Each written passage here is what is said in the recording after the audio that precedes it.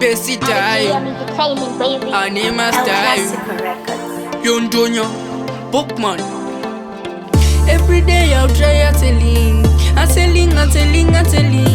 Every day I'll try fighting. Nongoja mandichida zazitarenyu Zino wankaba upenyu Antomo siye chanda katazira Kwandiri ora vanondikai Nongoja mandichida zazitarenyu Zino wankaba upenyu Antomo siye chanda katazira Kwandiri ora vanondigaira Asi Mwari Baba muchandiviririra Hondo dzangu imi ndimi muchandirwira Upenyu wangu ndimi munondizivira Munzira dzangu vakatoteya mari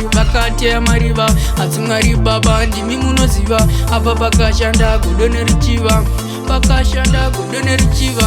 Nongoja mandichida zita renyu Zino wanika paupenyu Antomo siye chanda katazira Kwandiri ora vanondigaira Nongoja mandichida zita renyu Zino wanika paupenyu Antomo siye chanda katazira Kwandiri ora vanondigaira Vanofara kundiona njichema Dzimwe nguva upenyu wangu unotomborema Ndaisaramba kusekwa ndaipfuma Asi upenyu wangu waive utuma Kunyangwe zvairema zvakaoma Ndaingotenda Mwari kuti ndinofema Ndinotenda kuti ndinofema Nongoja mandichida zita renyu Zino wanika paupenyu Antomo siye chanda katazira Kwandiri ora vanondigaira Nongoja mandichida zita renyu Zino wanika paupenyu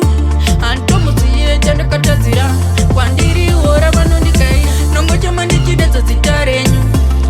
Zino wanika paupenyu Antomo siye chanda katazira Kwandiri ora vanondigaira Nongoja mandichida zita renyu